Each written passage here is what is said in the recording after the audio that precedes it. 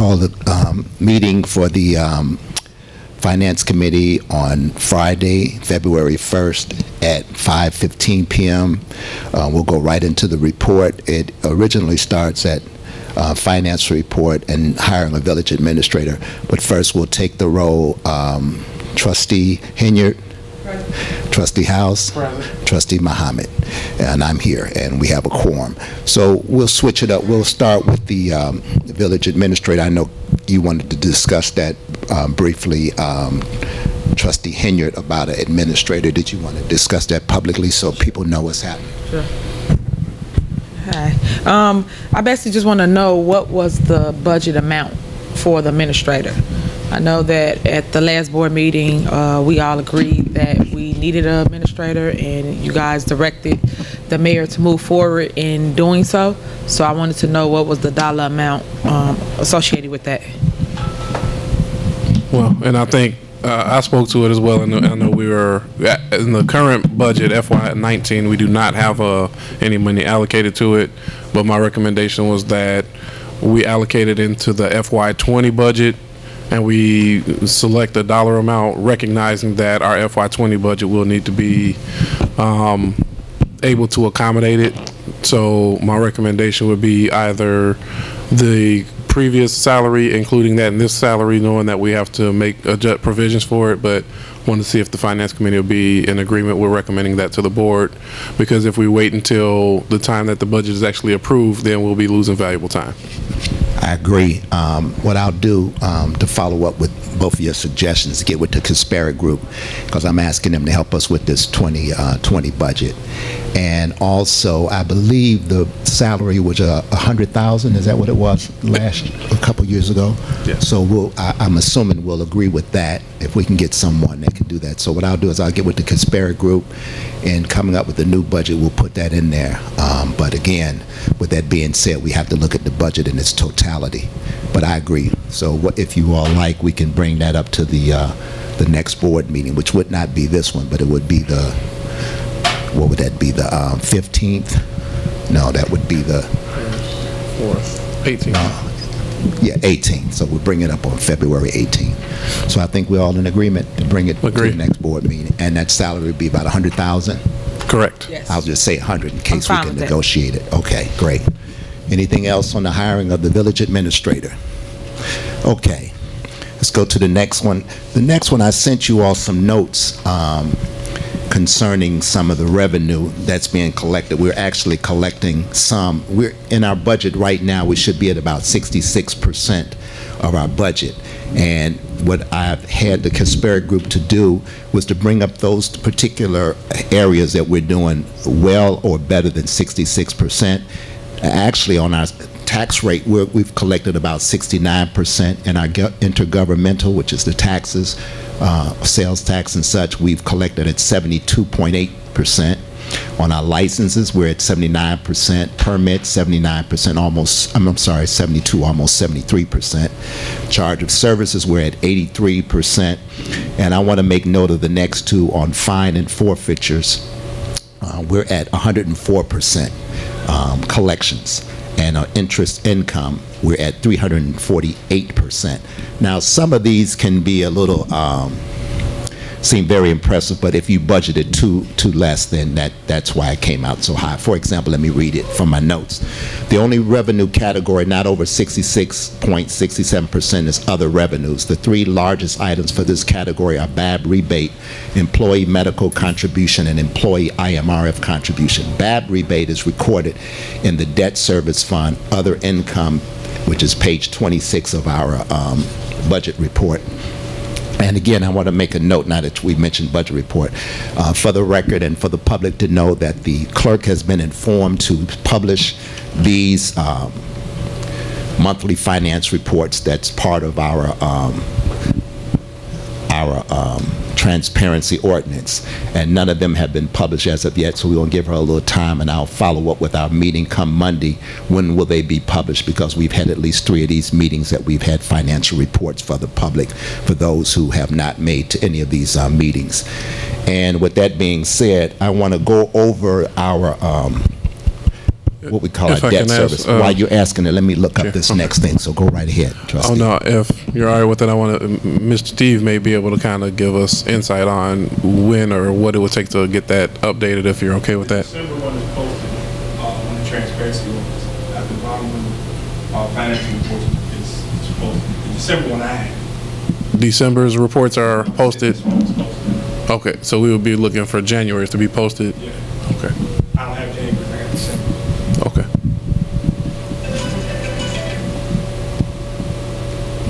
I want to do a breakdown of the what it is right now.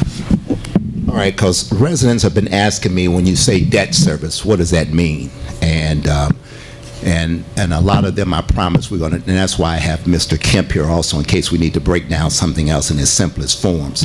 And I know one of the examples he explained to me, when you talk about debt service, think of it as your mortgage, what you're paying back to your mortgage company, which your principal and interest. We pay about $6 million a year in debt service. What does that mean? I'll break it down.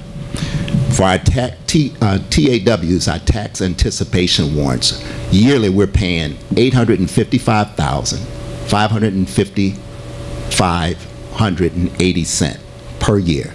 On our 2004 series, our principal and interest on that is $511,564. On our 2009 series, the principal interest on that bond is $2,965,043. For our Homewood disposal bond that we're paying back is $1,331,689.50. That brings us up to a total of $5,663,852.30. This is an example of why I'm staunchly against bonds, because what happens, and I always use the comparison with the village of, I think it's South Holland, their debt service, the money they're paying back is approximately $1 million a year.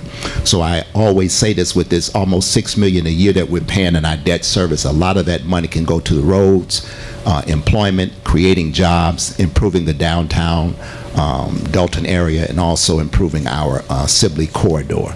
I just wanted to make note of that, and that's on the internet. And we know with the weather the way it is, we don't have a lot of folks here for any questions. So actually we do have a quorum. We got more trustees here than residents. So I wanted to go over that.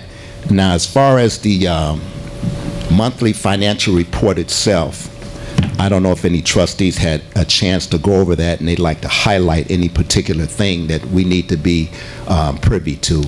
If not, we can go on to the expenditures. Any trustee have any input on any of that? Nothing for me. Okay. I'm good. Okay, I want to go over expenditures, those costs that we're trying to cut down on. And these are some of the notes. And then after this, we'll wrap this up. Expenditures. Overtime for the police department is less than 66% of the budget through December. So the police department has been holding down on their costs as far as expenditures are concerned.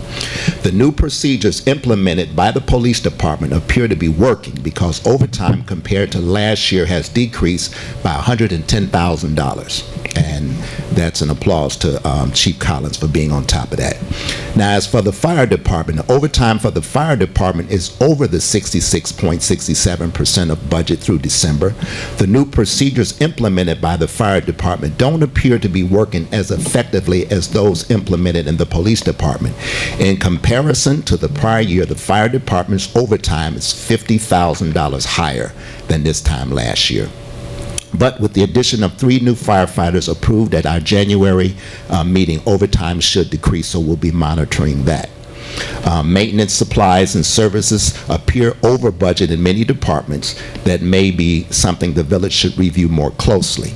Now, the village should have expended 66.67% of the budget. Total expenditures for the fiscal year are 66.76. And that gets back to the village administrator. If we have a village administrator on top of this, and that would help in a lot of these overages, these expenditures. All right, now give me a minute. I'm going to look over some of the questions I had on our warrant list. Did you all receive that warrant list too? I think I Yes. Okay. Yes. I had some questions on the warrant list from Ms. Redmond, and as we know, Ms. Redmond is still hanging in there helping us out. And I had a few questions, and then she answered them for me, but I'll bring them to the public. One of them, while I'm looking it up, was, if you all noticed on the warrant list, we had about $8,000 in fees for the storing these animals. I think it was 6,000 from the Sibley, and then there was another portion from the what they call the Animal League. And she answered me here. I'll find it. Give me a minute here.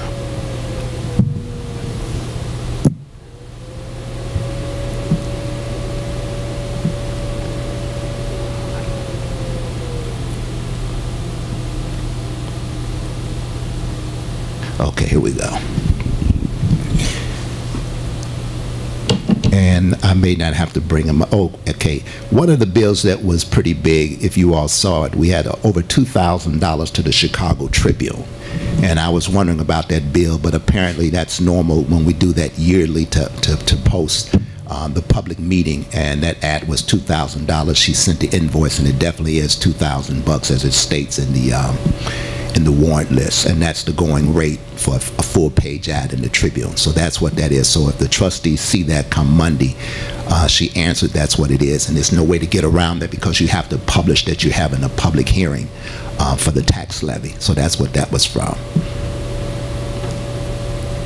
Melanie Fitness, I won't bring that up at this time.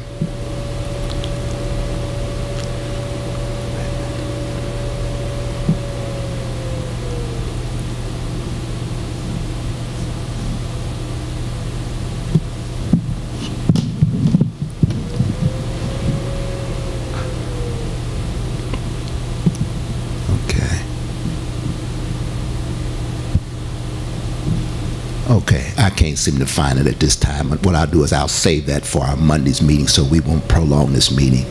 So before we close out, I invited you, of course, Mr. Kemp, before we close it out. Did you have any overview or insights on what we discussed? Because I think I also afforded you to get your insight. And since you are volunteering, and we do appreciate that, do you have any input on this latest monthly finance report for December of 2018? Well, why don't you come up to the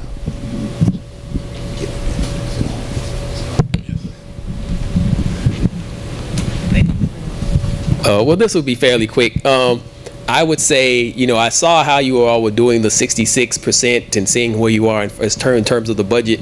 It's also important to note that some of those revenues and to an extent some of those expenditures may not all be uniform from month to month. So sometimes things may look lower than they really are because bulk spending and stuff like that may happen later, and the same thing for revenue. So like your property taxes only come largely twice a year. So if that looks like it's lower than normal, it may mean you're actually a little bit closer to the time where you're going to be getting your next batch of property tax money, and that should then bring it back up. But for the most part, you know, overall it might be a pretty good indication, but like the state doesn't send you money every month in all of these areas either. Like personal property replacement tax does not come every month. It actually, you know, it comes, I think, I want to say 8 times a year or less. But the point is, if it doesn't come evenly, you won't get the 66 2/3% might not necessarily be a very good indicator there. Plus, you know, there are other factors that may also come into the fact that you don't see that money correctly. So if the amount happens to be small in size, you'll see like the 104% and stuff like that. That could be because you're starting from a smaller base amount and you've gotten more than expected. So I would take all of that in. It's probably a pretty good indication of your expenditures, though, because expenditures usually are fairly routine for the most part. So kudos to the police chief for managing to get that down. That was a big expenditure, I think, in your prior fiscal year, and now this fiscal year he's done what appears to be a really good job.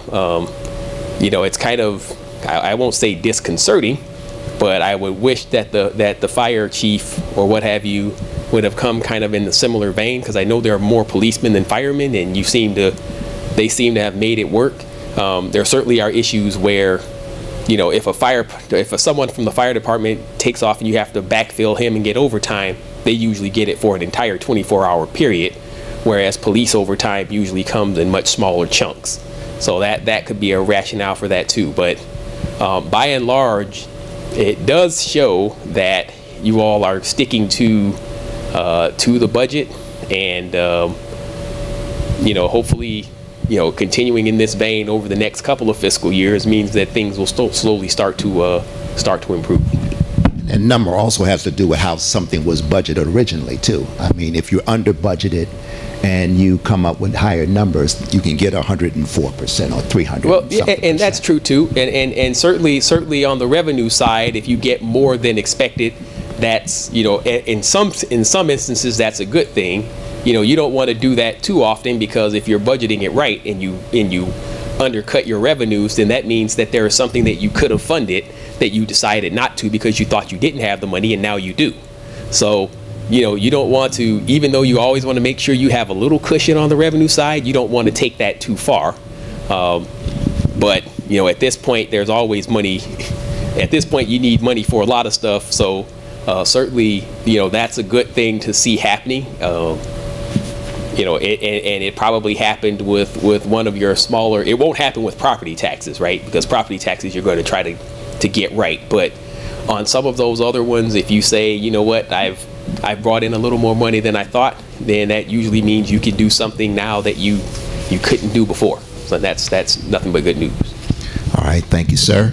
With that being said, can I get a motion to adjourn the Finance Committee meeting for February 1st? Motion to adjourn. Second. We have a motion and second. Roll call. Trustee Henyard. Aye. Trustee House. Aye. Trustee Muhammad. Aye. This meeting is now adjourned. Thank you, everyone.